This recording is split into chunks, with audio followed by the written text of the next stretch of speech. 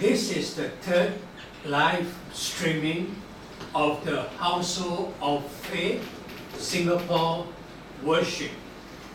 Due to the stricter restrictions of the circuit breaker ruling, we are now using a skeleton crew to broadcast this worship from my office. Please give us your feedback to help us improve transmission. All our videos are at the Facebook Household of Faith Supporters and Friends group and can be viewed at any time. Before I talk about tonight's sermon, I want to mention that tonight is significant because people who believe in Jesus all over the world, a large number of them celebrate today as the Resurrection Day of Jesus Christ. It is so important that our faith be built on Christ's resurrection. And when we partake of the Lord's Supper, we are actually remembering the death, burial, and resurrection of Jesus Christ. Amen. Looking forward to His soon return. Another significant religious event that is also taking place at this time is the Jewish Passover. The Jews are kind of our forefathers in faith.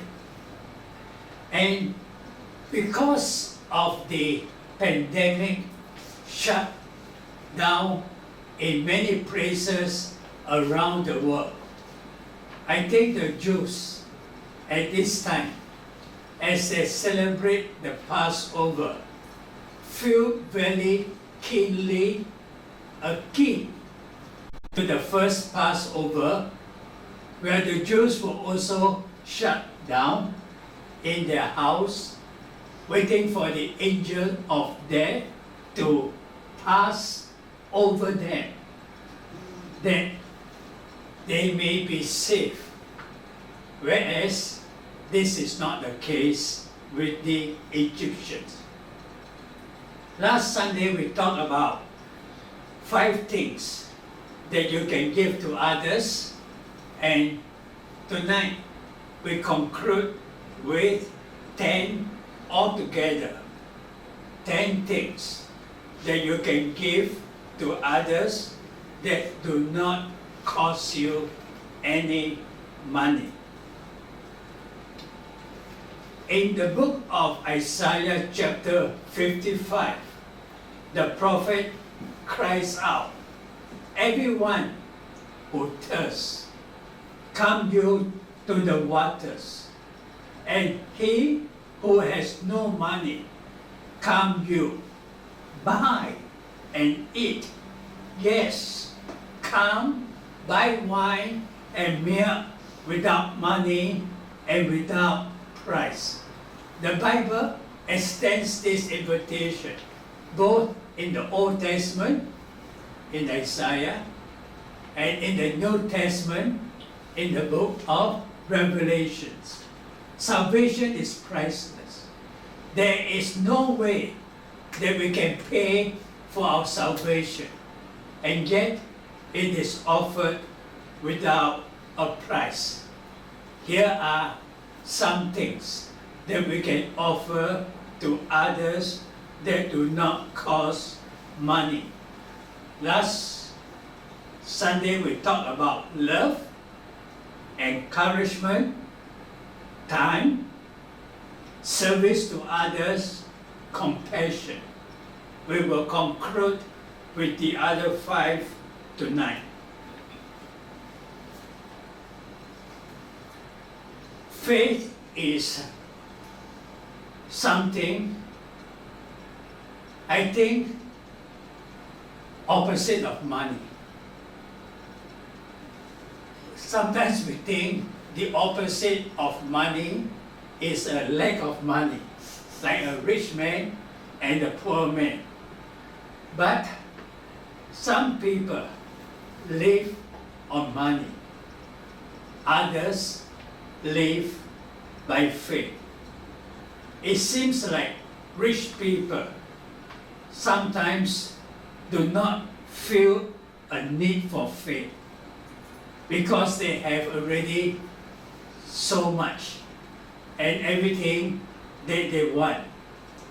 When we tour the house of a rich man with every luxury you can think of, it makes you wonder that it is so difficult for such a person to die and to leave all these things behind.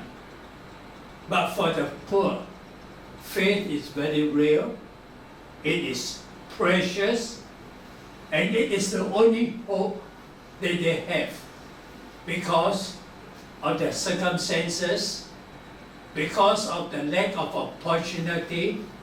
They are destined to be poor all their lives.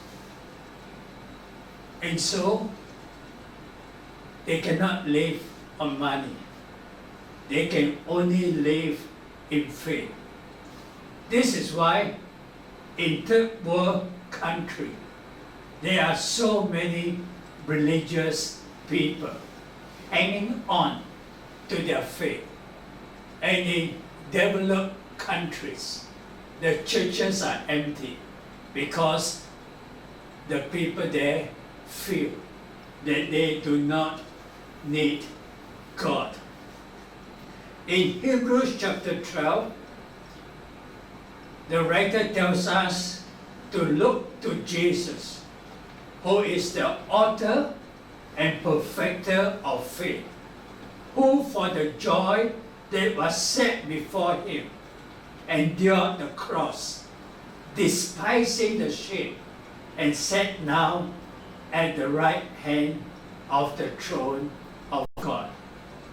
The Hebrew writer lends us this insight that Jesus joyfully go all the way to the cross, because without joy, Jesus would not have sacrificed or suffered so much.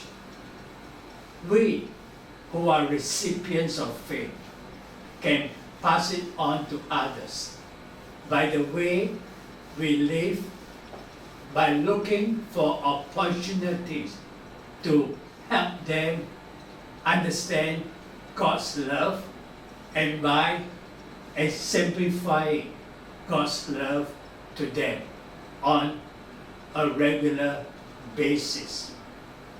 Another thing that we can give to others that do not cost money is that of kindness. In Singapore, we have what we call the kindness movement. And sometimes I think that it is so funny that something as natural and as wholesome as kindness need to be organized and needs to be promoted and needs to be kind of dispensed in this way. I believe that the more developed a country is, the less kindness seems to be the order of the day. In UK, we read about soccer hooligans who go to other countries, run havoc, and cause a lot of damage. And there are young people that we read about in UK that are racist and tends to bully another, as a recent news item reports of some young British trying to cause damage and hurt to an Asian and blaming the Asian for the COVID-19 virus. This is what is happening in the world we live in.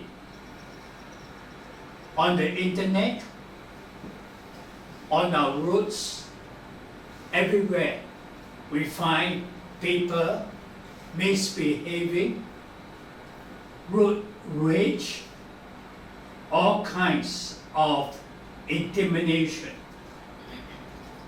Jesus teaches us the golden rule in Luke chapter 6 and verse 31. As you would like people to do to you, do exactly so to them. The idea is this, that it is not natural to be kind, but we can ponder a while and think about how we would like to be treated, and then we extend this way to others and treat them well. There's a story told about a bridge builder, an old man who has walked long distance, coming to the end of his life, and all ready to receive his reward.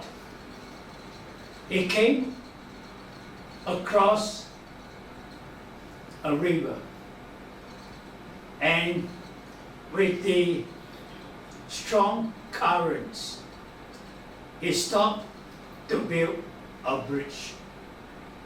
A fellow traveler asked him, "Old man, you are coming to the end of your life.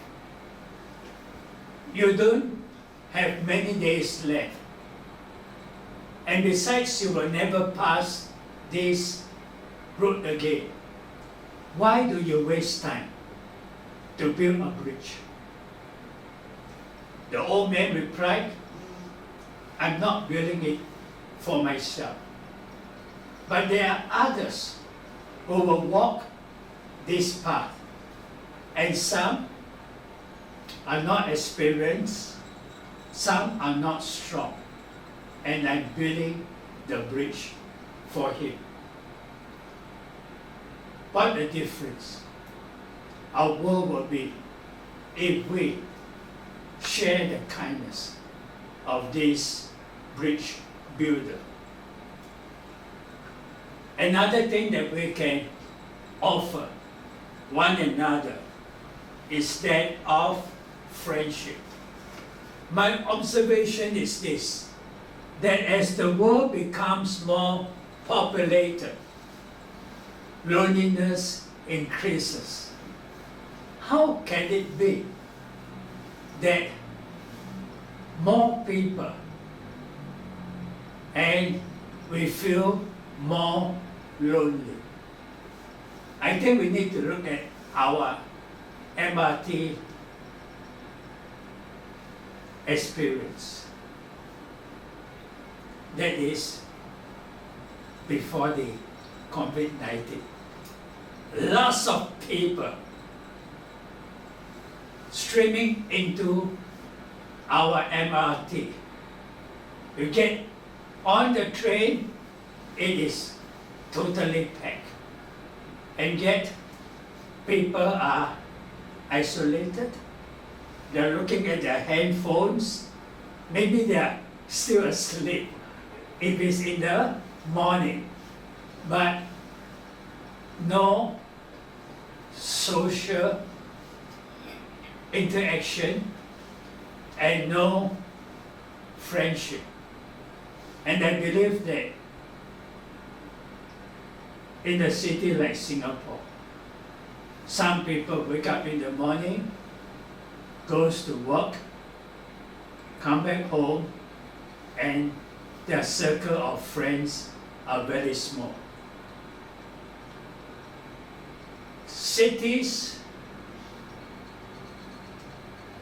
is different from villages, where we find people calling each other by names and knowing each other.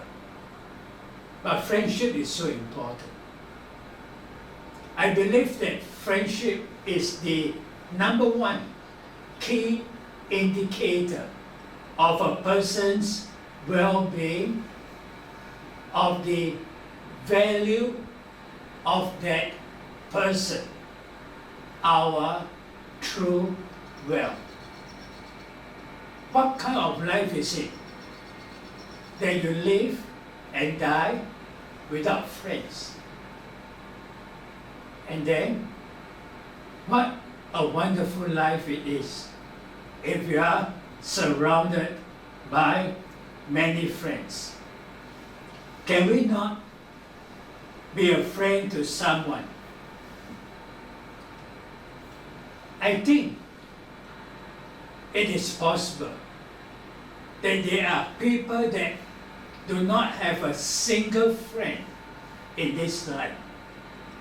I know chances seems to be against it, but I can name you a few people I know that do not have any friends. I have people that tells me that when they go to hospital for an operation, that the authorities want them to give a next of kin information. But that guy tells me I don't have anyone to offer the authorities. How sad it is to live without having even one friend.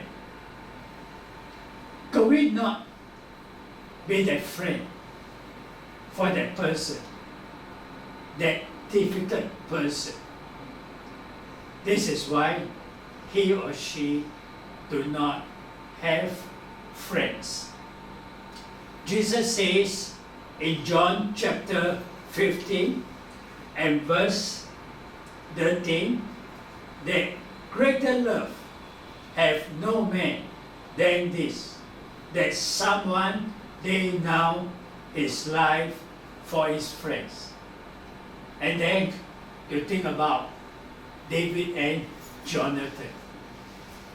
It is something like Romeo and Juliet, lovers among opposing families, and yet they love each other and they have a strong friendship, although the friendship cost them something. Number 9, keeping in touch. I believe that this is one step above friendship. Today we are so used to saying hi. And even in our texting and chat and WhatsApp, we just give the thumbs up. We lost our sense of speech, and we do not take time to engage another person. Following up and keeping in touch is a lost art. I mentioned last week about the Good Samaritan. He helped the Jew that fell among thieves. He put him into the inn, and then he comes back and check on this person. Sometimes we offer friendship, but then we don't follow up. And this person may be waiting for us to do more than say hi. And if we do, we may have secure a friend for life. We give to people that sell flats on Saturday, to the tissue seller that comes to our table. And these are all one-off things. Could we take a step further? Could we try to keep in touch? And today, more than ever, we have email, we have text, we have handphones, we have all kinds of ways where we can keep in touch with our friends. Not everybody would welcome our intrusion, but there are some who will respond, and we can make that David and Jonathan bond with people and be there for them. Start with a list of family and friends. Paul writes in 2 Timothy chapter 4, be diligent to come to me soon, for Demas left me, having loved this present world, and Titus to the Matthias. Only Luke is with me. Take Mark and bring him with you, for he is useful to me for ministry. Paul is now coming towards the end of his life, and I think he is lonely, and he needs encouragement, and he is looking for people that has worked with him previously, that they may keep in touch and do follow up. I've saved the most important for last. The poet Alfred Tennyson wrote, "Pray for my soul. More things are wrought by prayer than this world dreams of." Then he encouraged us to raise up our voice in prayer night and day. Because if we know God, and if we do not lift up our hands in prayer for those we know, then we are doing a great disservice. James chapter 5 verse 17 tells us that Elijah prayed earnestly that it might not rain, and it did not rain for 3 years and 6 months. Why did this happen? Because James explained in an earlier verse that the effective, earnest prayer of a righteous man is powerful and effective. Prayer is the most we can do for anyone. you help a person, that person will need your help again.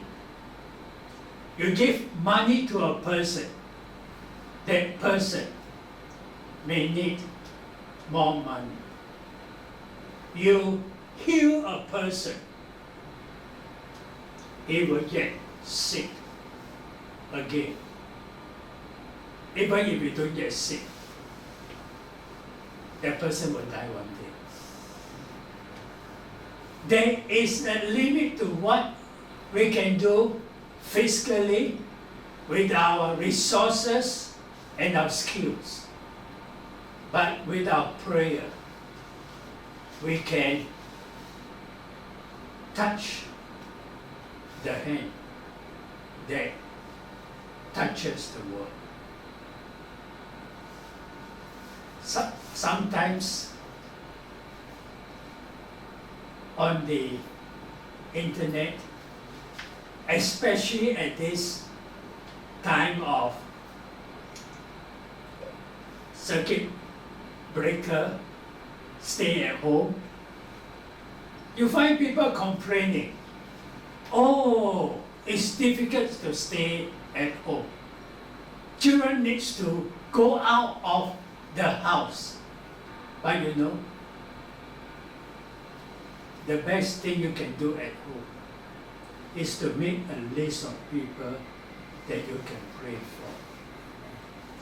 And if you pray earnestly enough, God will burn your heart and your bones and cause you to want to reach out and touch these people with the saving message of Christ. The best thing you can do for anybody is to pray for him. And so tonight, as we conclude this lesson, let me quote two passages from the Bible.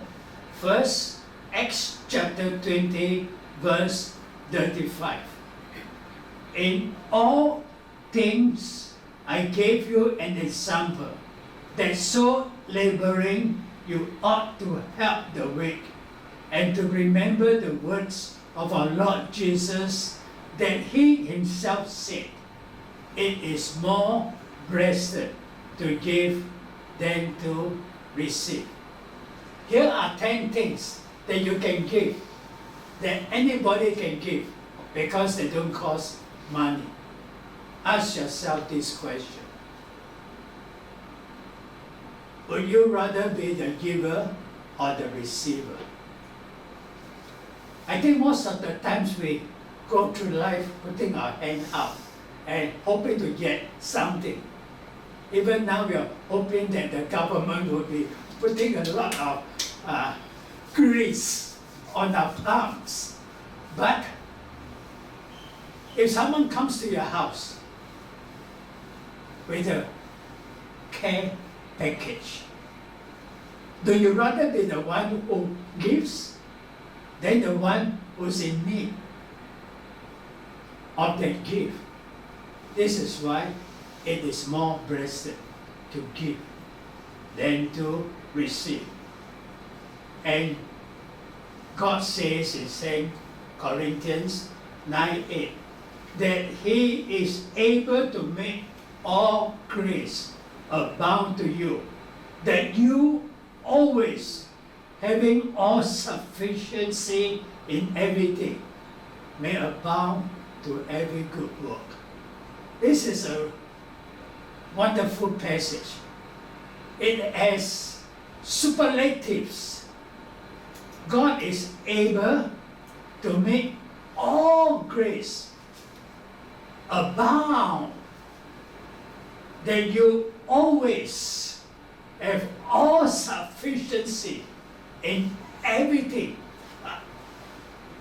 I mean, God is saying it so fully that you can have every gift to do every good work.